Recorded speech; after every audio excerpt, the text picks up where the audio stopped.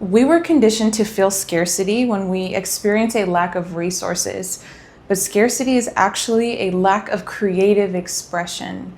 In today's video, we are breaking down the metaphysical meaning of what scarcity actually is and how to break it when you find yourself during a time of life when reality feels chaotic. Because creator, on this journey, there are times when life happens and you find yourself in the unknown. How do we regulate? How do we stand firm in our frequency, our conviction, as life happens, as we find ourselves in a season of change? What I'm sharing with you today are the fundamentals of reality and manifestation. This is information I practice on a regular basis as someone who just a few months ago had to pull myself out of survival mode when my mother fell victim to a massive heart attack. And just like that, with a phone call, my life completely 360'd. My mother went 8 minutes without any oxygen to her brain. And as the eldest sibling who dropped everything to tend to my family, to take care of my mother and pick up where she left off, I was in a state of survival mode, in the unknown truly. And despite all of the external noise of medical professionals telling me, when your brain doesn't have oxygen for that long, there's no telling how she will wake up, if she will be able to walk again, if she'll be able to remember who you are. And she was put into a medically induced coma for 2 weeks. What I'm sharing with you today is how I manifested my mother's full recovery. She is back to her normal baseline of function, memory, and well-being. Now, there are some things that she has to work on, of course, a better lifestyle, a better diet, and things like that. But what I'm sharing with you today is the information I applied to my life during that time of chaos. How I stood firm in my knowing, how I stayed regulated during that time and prospered from the situation. So without further ado, let's get started. So scarcity is a feeling that we were conditioned to feel when we assume that we are at a lack of resources. These resources typically being shelter, food, oh my gosh, that was supposed to be an apple, money. These are the basics that society deem as valuable, but these can also be completely individualized. And your mind deems these things as valuable because without them, you do not have the capability of expressing yourself. When you are in a chokehold from reality, you are operating from a very low state of consciousness, a contracted consciousness, emitting a very low vibrational frequency. You don't have the capacity to show up and be love, to be creative, to hold space for other people because you're in a state of self-preservation. You're in a state of reaction. And it is this low vibrational state that creates a very narrow, limited perception of life because you feel disconnected from possibility. Let me give you an example. So let's draw the sun representing source. You know what? Let's grab some color. Let's grab some color.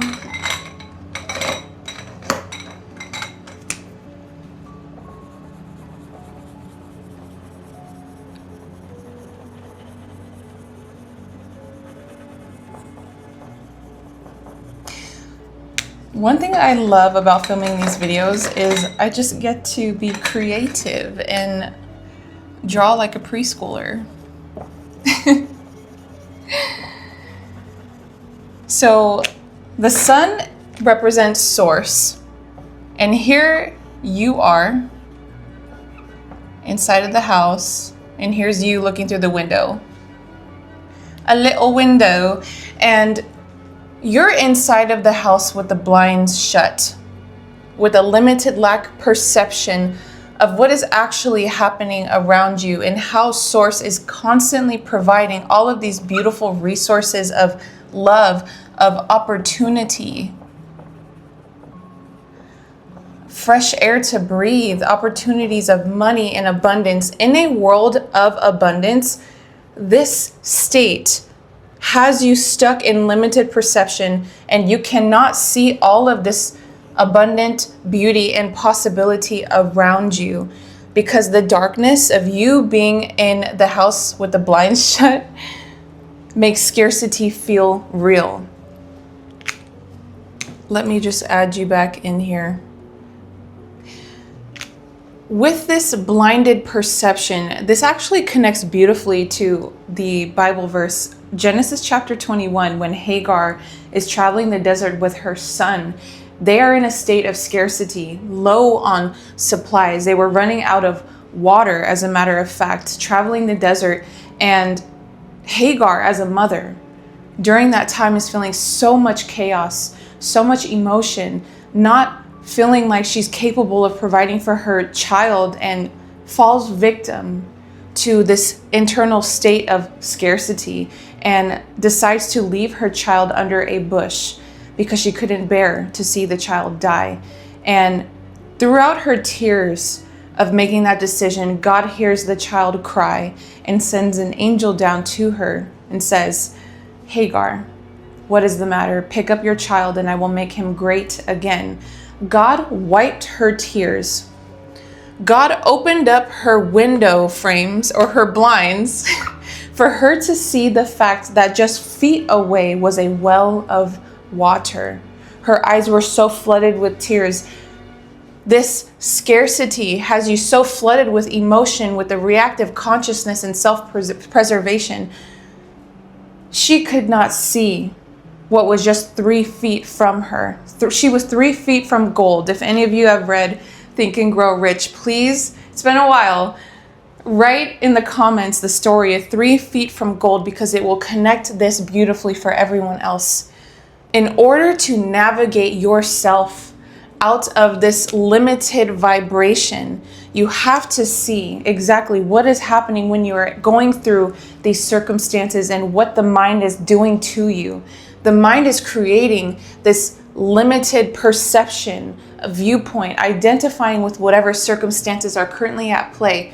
But how can you identify with these current circumstances when everything is energy? When you are in a state of scarcity because you are in the unknown and unsure of what the end result will be, you have to catch your mind and the tricks it's going to try to play on you. It's going to try to get you to invest your emotion, energy, and focus into these temporary circumstances. And why I say they are temporary is because this reality, these circumstances you are experiencing, is energy. Energy does not rest. Therefore, this reality can be changed. You are emitting a frequency that is a vibrational match to the reality you are experiencing. And if you want to change realities, then you need to change your energy.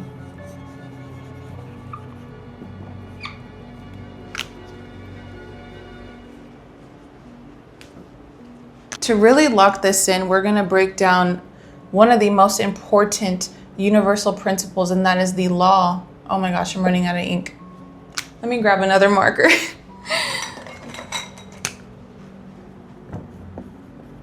The law of vibration.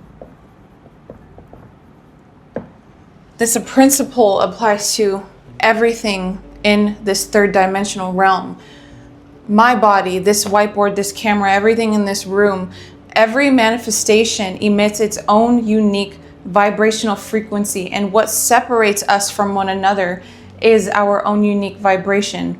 We are all existing Every life circumstances, everything is energy existing on this scale of vibration, just different in degree.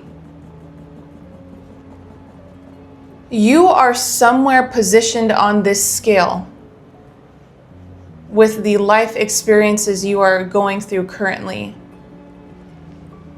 This principle alone proves that your circumstances can be changed, because the reality you are experiencing versus the reality you would like to experience is nothing more than a different rate of vibration.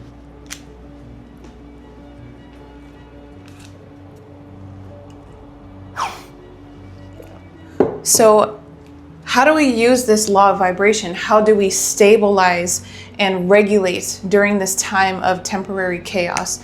We have to apply the principle of rhythm. The principle of rhythm explains that in every manifestation, in everything, exists a measured motion. Everything happens in cycles. Everything happens in seasons. What goes up must come down, to and fro. And all things are cycles. This is inevitable. And how we use this to stabilize, and first coming to terms with the fact that all things happen in cycles and what starts must end as well, we can make peace with this principle by using a mental law of neutralization.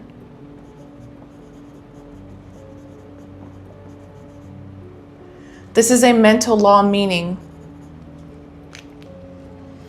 as reality shifts, as seasons come to an end, as you are in this temporary state, change is inevitable, but you can minimize the effects of the change happening by neutralizing it with your mental state.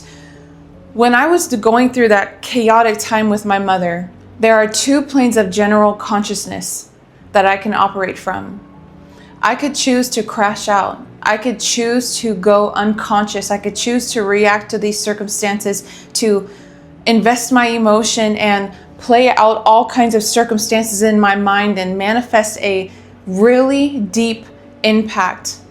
Or I can remember the awareness that I am and remember that where attention goes, energy flows. I can choose to operate from the higher consciousness that I am and stay regulated and stand firm in my knowing that all is mind. There's no point in going unconscious and further investing energy and emotion into things that are out of my control. But I can neutralize this season that I'm in by using the tools that I know will serve me and my mindset. This looks like using your ego. Not letting your mood, your emotion, to prolong this state of suffering, because truly what determines how long this stays is your identification with it. I could have gone on unconscious, but I knew that would not serve me. I could have prolonged this internal state of self-inflicted suffering by going unconscious, but what the hell is the point? I chose to use my ego. I chose to use my knowledge in this information to remember the fact that all is well, and this is all happening at a higher purpose. Regardless of how this situation manifested, I'm going to alchemize and neutralize this situation by making the best of it, as what people would say, by choosing to be positive, to think abundantly, and trusting the fact that reality is going to reflect my position on the scale. Therefore, I'm going to operate from a higher dimension.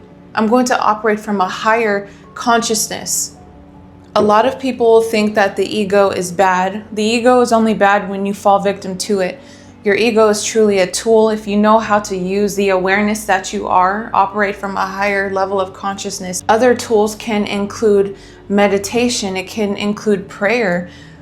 For me to regulate during that time, I was meditating, doing my own unique version of prayer with my family. I was calling my loved ones, speaking to my mentors, utilizing the tools in this third dimensional realm, because why not? As well as coming home to myself and sitting in stillness. Be still and know that I am God. I could fall victim to the emotions. At the times that I felt great emotion, I sat with them because, like I said, Creator, life happens. And it's how well you respond to the circumstances that can allow you to prosper from whatever situation you are in. And I love to use the metaphor of a pendulum as it swings left to right to represent this principle.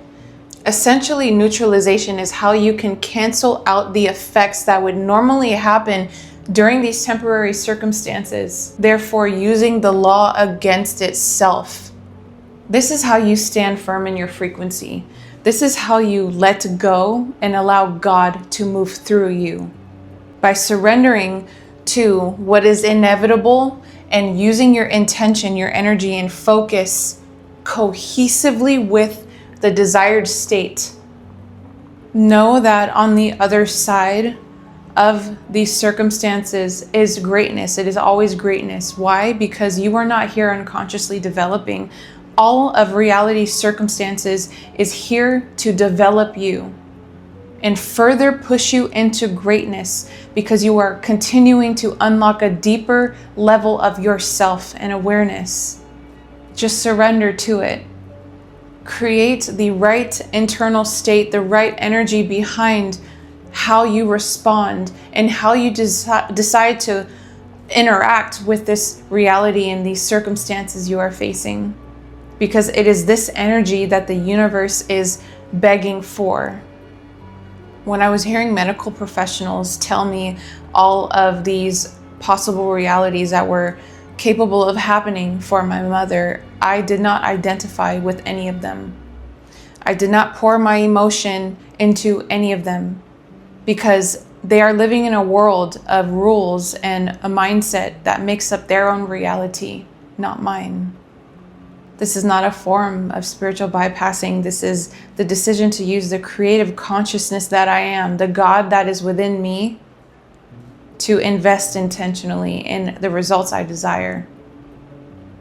With that being said, this is how you prosper from any life circumstance that gets thrown at you.